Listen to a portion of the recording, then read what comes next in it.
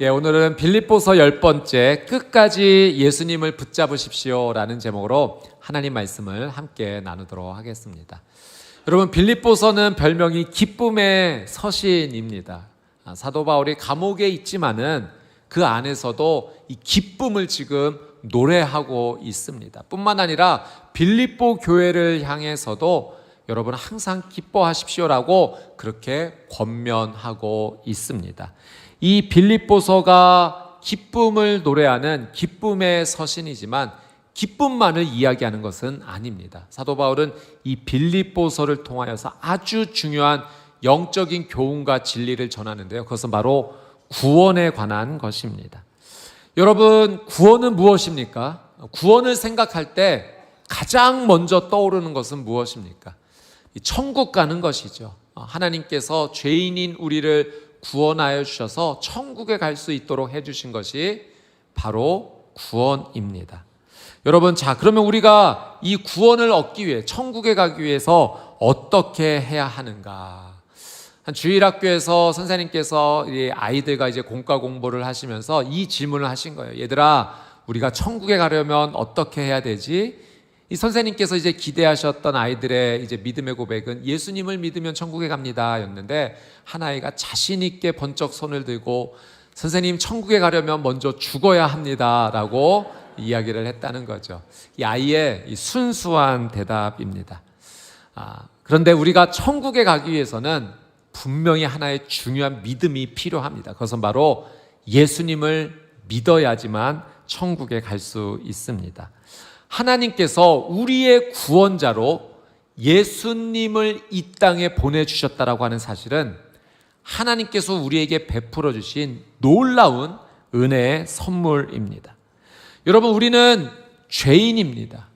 이 죄 문제를 해결하지 못하고서는 하나님께로 가까이 나갈 수가 없습니다. 여러분, 이 죄를 해결하지 못하면 죄의 마지막 결론, 죄의 마지막 결과가 무엇인가? 그것은 죽음입니다.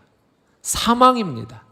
야고보서 1장 15절 말씀에 욕심이 잉태한 즉 죄를 낳고 죄가 장성한 즉 사망을 낳느니라. 죄의 마지막이 죽음임을, 사망임을 분명히 말씀하십니다.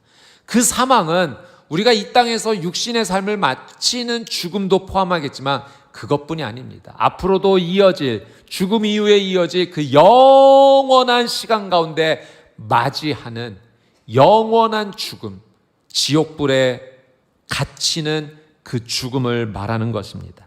이 사망을 당하지 않게 하기 위해서, 이 죄 문제를 해결해 주시기 위해서 하나님께서 독생자 예수를 이 땅에 보내주신 것입니다. 그리고 예수님께서 우리의 모든 죄를 다 대신 짊어지시고 십자가에서 못 박혀 죽으심으로, 그 죽으심은 나를 대신한 죽음입니다. 죄로 말미암아 내가 죽었어야 될 그 죄의 죽음을 예수님께서 십자가에서 대신 치루어 주신 것입니다. 하나님께서 이 사실을 믿는 사람은, 예수님이 우리의 구원자라는 사실과 그분이 우리의 모든 죄를 대신하여 십자가에 죽으셨다는 사실을 믿는 사람은 하나님께서 구원을 주시겠다라고 약속하셨습니다. 자, 요한복음 3장 16절 말씀을 우리 같이 한번 읽어보도록 하겠습니다. 요한복음 3장 16절입니다. 시작. 하나님이 세상을 이처럼 사랑하사 독생자를 주셨으니 이는 그를 믿는 자마다 멸망하지 않고 영생을 얻게 하려 하심이라. 예수님을 구원자로 믿는 자마다 영생을 얻게 하여 주시겠다라고 약속하신 거죠. 요한복음 5장 24절 말씀도 같이 한번 읽어보겠습니다. 시작. 내가 진실로 진실로 너희에게 이르노니 내 말을 듣고 또 나 보내신 이를 믿는 자는 영생을 얻었고 심판에 이르지 아니하나니 사망에서 생명으로 옮겼느니라. 요한복음 5장 24절. 24. 사망에서 생명으로 이사한 겁니다. 심판을 받지 아니하고 생명에 이를 수 있도록 누구를? 예수님을 구원자로 믿는 자마다, 하나님께서 그렇게 해 주시겠다라고 약속하신 겁니다. 여러분, 예수님을 우리의 구원자로 믿으면 영생을 얻는 줄 믿습니다. 하나님께서 베풀어 주신 놀라운 은혜죠. 이 구원의 놀라운 은혜를 구약에 하나님께서 예표로 미리 먼저 보여주신 사건이 있습니다. 민수기 21장에 나오는 불뱀 사건입니다. 이스라엘 백성들이 광야에서 하나님께 죄를 짓습니다. 원망과 불평을 그냥 다 쏟아냅니다. 이 광야에서 우리가 무슨 고생이냐, 물도 제대로 못 먹고 하나님께서 만나를 주심에도 불구하고 변변치 않은 음식이라고 그렇게 불평합니다. 애굽으로 돌아가는 것이 낫겠다. 그렇게 하나님 앞에 죄를 짓게 되므로 하나님의 심판이 임하게 되는데 하나님께서 불뱀을 보내신 겁니다. 그리고 그 불뱀에 물린 사람들마다 그 광야에서 죽어가게 되는 상황이 된 거죠. 백성들이 회개합니다. 모세에게 도움을 구합니다. 모세가 하나님께 간절히 기도했을 때 하나님께서 그 불뱀을 장대 위에 걸어 놓으라고 하십니다. 그리고 이 불뱀을 보는 자마다 살 것이라고 하나님께서 약속하시죠. 그리고 모세가 순종하여 그 뱀의 모양을 노수로 만들어서 장대 위에 올려놓게 됩니다. 어떻게 되었을까요? 민수기 21장 9절 말씀 같이 한번 읽어보겠습니다. 시작. 모세가 놋뱀을 만들어 장대 위에 다니 뱀에게 물린 자가 놋뱀을 쳐다본 즉 모두 살더라. 여러분, 죽어가던 백성들이요, 장대 위에 달린 이 놋뱀을 보고 다 살게 되었습니다. 그 뱀의 모양이 신령한 능력이 있어서가 아니라 그 뱀을 쳐다본 사람은 살게 될 것이라는 하나님의 말씀을 믿었기 때문입니다. 여러분, 마찬가지예요. 하나님께서 예수 그리스도가 나의 구원자라는 사실을 믿는 사람은 구원하여 주시겠다라고 약속하여 주신 것입니다. 하나님께서 예수님이 나의 구원자라고 믿는 사람을 어떻게 해주셨는가? 그 믿음을 보시고 그 한 사람 한 사람을 하나님께서 의롭다라고 여겨주신 것입니다. 하나님께서 의롭다고 여겨주신 것이 바로 칭의의 은혜입니다. 하나님께서 칭의의 은혜를 주신 거예요. 의롭다라고 선포하여 주신 것입니다. 일컬을 칭에 오를 의자를 써서 칭의, 의롭다라고 선포하여 주신 것입니다. 여러분, 이 칭의는요, 법적 선언과도 같습니다. 죄인인 우리가 예수 그리스도의 그 공로를 믿음으로 나아갈 때 하나님께서 그 믿음을 보시고 의롭다라고 그냥 일방적으로 선포해 주신 겁니다. 하나님의 이 은혜의 선포 때문에 우리가 의롭게 된 거죠. 고대 왕정 시대에는요, 여러분, 죄인이 사면을 받는 일이라든지 또는 아주 낮은 신분에서 높은 신분으로 올라갈 때 왕이 어떤 일을 해줬냐면 자기의 겉옷을 벗어서 그 사람을 덮어주었습니다. 왕의 망토를 풀어서 그 사람을 덮어준 거예요. 그러면 그 사람은 죄가 사면이 되었어요. 낮은 신분에서 높은 신분으로 올라가게 되었습니다. 성경에도 그런 일이 있죠. 요셉이 감옥에서 죄수의 신분으로 있다가 하나님의 은혜로 바로 왕 앞에 나가서 꿈을 해석해 주게 됩니다. 그때 바로가 행했던 일이 무엇인가? 자신의 인장 반지를 빼주어서 요셉에게 끼워주고요, 세마포 옷을 입혀주었다라고 성경에 기록되어 있습니다. 에스더서에도 이 에스더의 사촌 오빠 모르드게가 왕의 그 축복을 받게 될 때 왕의 옷을 입고 행진을 하게 됩니다. 왕으로부터 받는 특별한 축복이에요. 예수님께서 말씀하여 주신 이 탕자의 비유에도 이 탕자가 자신의 뜻대로 세상 나가 모든 죄를 짓고 방탕하다가 이제 후회하고 회개하는 마음으로 아버지에게 오지 않습니까? 그 아버지가 이 아들에게 처음으로 해준 것이 가장 좋은 옷을 입혀준 겁니다. 이 아들을 아들로서 받아준 거예요. 이 아들을 자녀로서 의롭다라고 아버지가 여겨준 것입니다. 여러분, 우리가 예수님을 나의 구원자로 믿을 때 하나님께서 이 믿음을 보시고 예수님의 보혈로 의의 옷을 만들어 주셔서 우리에게 입혀주시는 줄 믿습니다. 이 믿음을 하나님께서 보시고 우리를 의롭다 여겨주시고 영원한 생명, 천국에 나아갈 수 있는 그 놀라운 은혜를 허락하여 주신 것입니다. 여러분, 예수님을 분명히 나의 구원자로 믿고 하나님 주시는 이 칭의의 은혜를 얻어서 영원한 생명, 천국으로 나가는 우리 성도님들의 삶이 되시기를 주님의 이름으로 축복합니다. 오늘 본문에서 사도 바울은요, 예수님께, 하나님께 이 은혜를 받은 자들, 칭의의 은혜를 받은 자들이 어떻게 살아가야 될지를 지금 말하고 있습니다. 그래서 사도 바울이요, 자신의 믿음을 지금 소개하고 있습니다. 나도 예수님의 이 놀라운 은혜를 믿는 자로서, 하나님께 칭의의 은혜를 얻은 자로서 나는 지금 이런 믿음의 삶으로 살아가고 있습니다. 자신의 믿음을 소개하면서 빌립보 교회 성도들로 하여금 그 믿음을 따라올 수 있도록 스승으로서, 선생으로서 지금 가르치고 권면하고 있는 겁니다. 자, 10절, 11절 말씀을 한번 읽어보도록 하겠습니다. 10절, 11절입니다. 시작. 내가 그리스도와 그 부활의 권능과 그 고난의 참여함을 알고자 하여 그의 죽으심을 본받아 어떻게 해서든지 죽은 자 가운데서 부활에 이르려 하노니. 지금 사도 바울의 이 고백은 간단합니다. 자신은 예수님을 더 알아가고 싶다는 거예요. 그래서 예수님을 더 알고 그분을 본받아서 어디까지 이르려는가? 부활에, 온전한 부활에까지 이루고 싶다는 겁니다. 바울의 이 고백은 하나의 의미를 담고 있는데, 그것은 바로 이 바울이 예수님을 더 닮고 싶다는 겁니다. 칭의의 은혜를 얻은 자로서 예수님과 더 연합하고 싶고, 예수님을 더 알고 싶고, 예수님을 더 닮아가서 그분과 같이 예수님처럼 온전한 부활에 이르기까지 나가고 싶다는 것.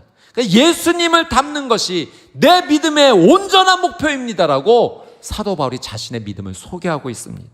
자, 12절 말씀도 같이 한번 읽어보겠습니다. 12절 시작. 내가 이미 얻었다 함도 아니요 온전히 이루었다 함도 아니라 오직 내가 그리스도 예수께 잡힌 바 된 그것을 잡으려고 달려가노라.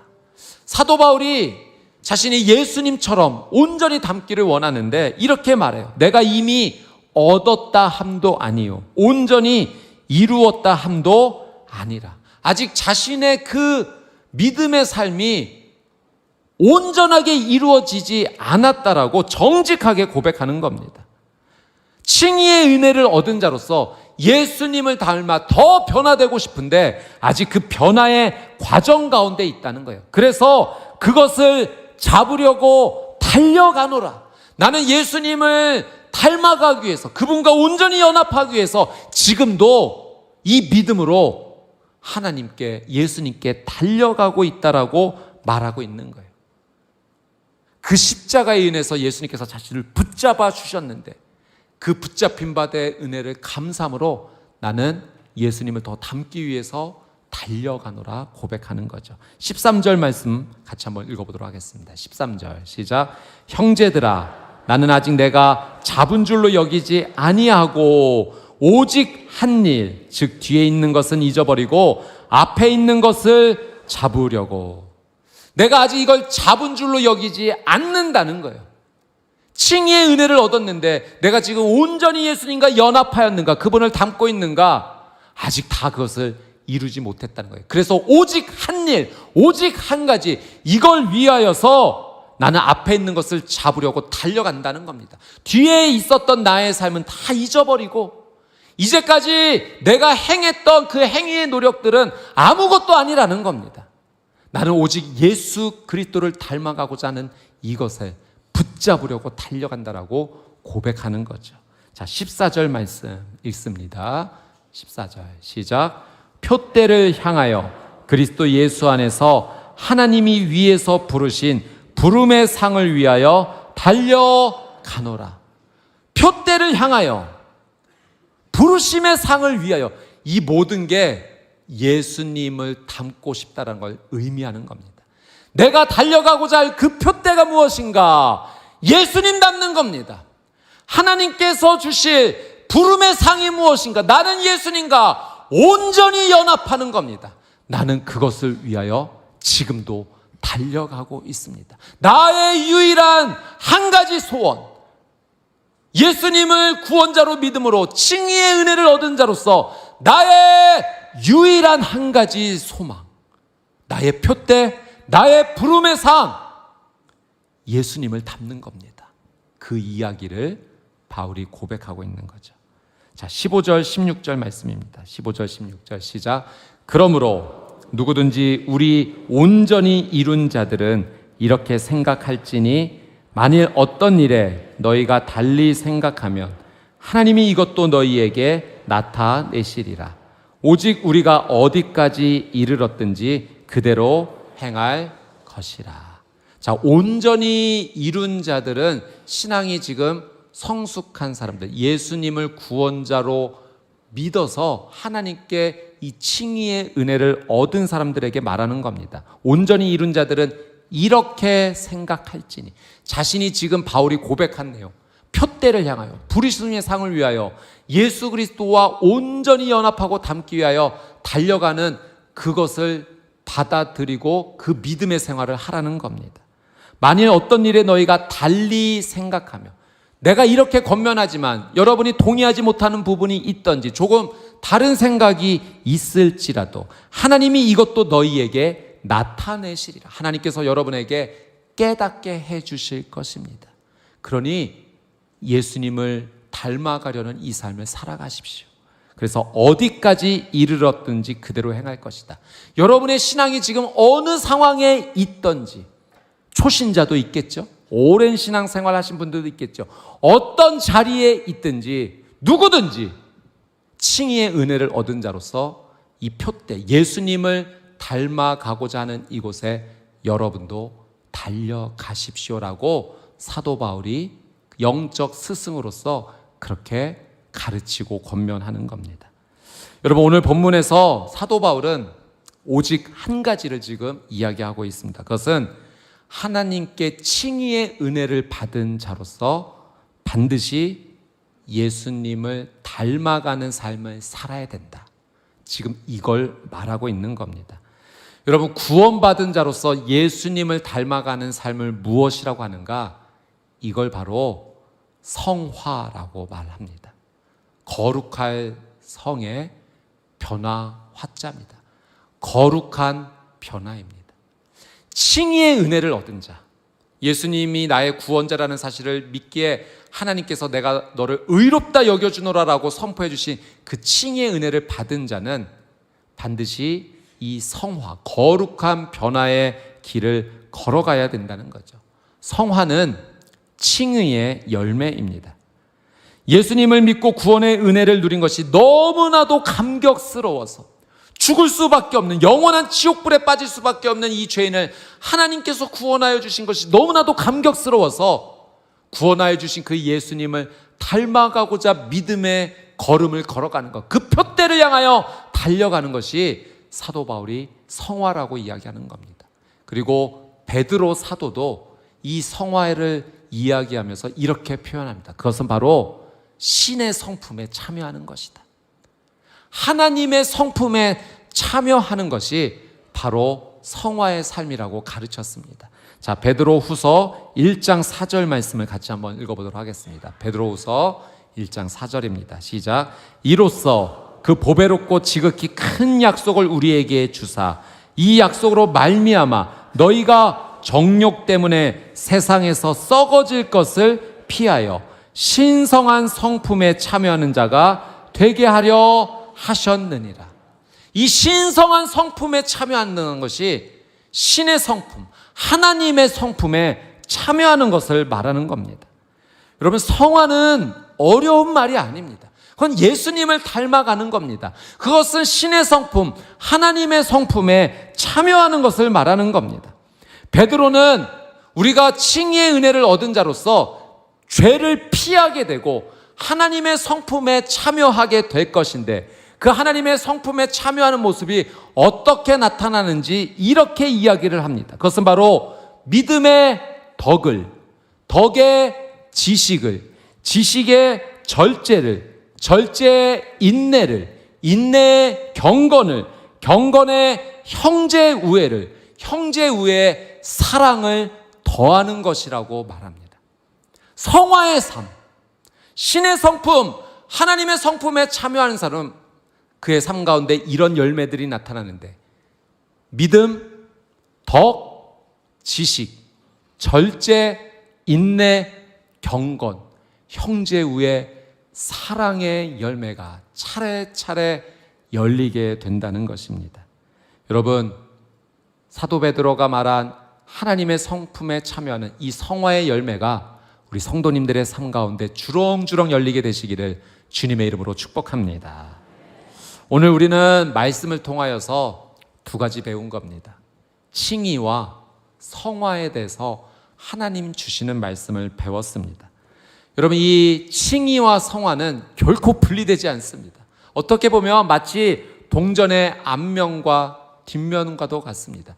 칭의의 은혜를 얻은 자는, 예수님을 나의 구세주로 고백하는 사람은 하나님의 은혜 안에서 예수님을 닮아가는 이 성화의 믿음의 길을 반드시 걸어가게 됩니다. 여러분, 칭의는 결코 실패하지 않습니다. 하나님께서 우리에게 베풀어 주신 놀라운 은혜이기 때문입니다. 하나님께서 주신 이 의롭다 해주시는 은혜로 말미암아 우리는 영생을 반드시 얻게 될 것이고 천국에 가게 될 것입니다. 그 칭의의 은혜를 받은 자로서 우리는 반드시 예수님을 닮아가는 이 성화의 삶도 반드시 걸어가야 됩니다. 이 성화의 삶을 살아간다는 것은 지금 당장 완벽해지십시오라는 것을 이야기하는 것이 아니에요. 성화는 앞으로의 방향입니다. 성화는 앞으로 내가 걸어갈 믿음의 삶에 예수님을 바라보는 방향이요, 하나님의 성품에 참여하고자 하는 바로 그 방향입니다. 우리 성도님들께 이 성화를 말씀드릴 때 부담을 느끼시는 경우가 있는 것을 보게 됩니다. 목사님, 저는 정말 부족해요. 어제 지은 죄를 오늘 또 반복합니다. 사랑이 없어요. 저는 아직도 용서를 못하고 있어요. 나는 너무너무 부족하고 연약합니다. 이 성화가 부담으로 다가오시는 경우가 있습니다. 그러나 여러분, 기억하십시오. 성화는 예수님과 계속 연합하여 나가는 그 과정입니다. 내가 능력이 있어서 성화의 삶을 사는 것이 아닙니다. 내가 예수님께 꼭 붙어 있으면 예수님께서 주시는 힘과 은혜로 예수님을 닮아가는 삶이 내 삶 가운데 이루어지는 겁니다. 요한복음 15장 말씀에 너희가 내게 붙어 있으면 열매를 맺으리라 말씀하신 것과 같죠. 그래서 예를 들어 어제까지 내가 10번의 거짓말을 하며 살았던 삶이라면, 그 예수님을 온전히 의지하며 연합하는 과정 가운데 만약 오늘 그 10번의 거짓말이 8번으로 줄었다면, 여전히 그 8번의 죄를 행하고 있는 모습이지만 여러분, 성화가 이루어지고 있는 겁니다. 계속 예수님께 붙어 있는 겁니다. 예수님께 도와달라고 하는 겁니다. 그러면 그 10번에서 8번이 6번, 4번, 그리고 1번, 이제는 그 입술에 담는 언어의 죄가 보기도 싫을 정도로 완전히 그 입술의 언어를 피하면서 하나님의 성품에 참여하는 그 귀한 모습이 나의 삶 가운데 열리게 될 것입니다. 여러분, 빌립보서는 기쁨의 서신이 맞습니다. 왜냐하면 이 구원의 놀란 은혜를 우리에게 다시 한번 가르쳐 주기 때문입니다. 칭의의 은혜가 얼마나 큰 은혜입니까? 그리고 칭의의 은혜를 받은 자로서 성화의 삶을 살아가는, 두렵고 떨림으로 그 구원을 이루어가는 이 삶은 또 얼마나 복된 삶입니까? 우리 성도님들의 삶 가운데 칭의의 은혜를 받은 자로서 성화의 놀란 은혜까지 이르는 기쁨이 충만하시게 되기를 주님의 이름으로 축복합니다. 그 비결은 다른 데 있지 않아요. 예수님으로 충만한 데 있습니다. 예수님께 붙어 있는 데 있습니다. 그래서 오늘 말씀의 제목이 끝까지 예수님을 붙잡으십시오입니다. 내가 이루는 것이 아니라 내가 의지하고 내가 붙잡는 예수님께서 우리에게 이 성화의 놀라운 기쁨을 허락하여 주실 것이고, 매일매일이 한 걸음 한 걸음 예수 충만, 예수님으로 닮아가는 우리의 믿음의 삶이 될 것입니다. 우리 성도님들의 삶 가운데 이런 놀라운 은혜가 매일매일 이루어짐으로 말미암아 기쁨이 가득하시게 되기를 주님의 이름으로 축복합니다.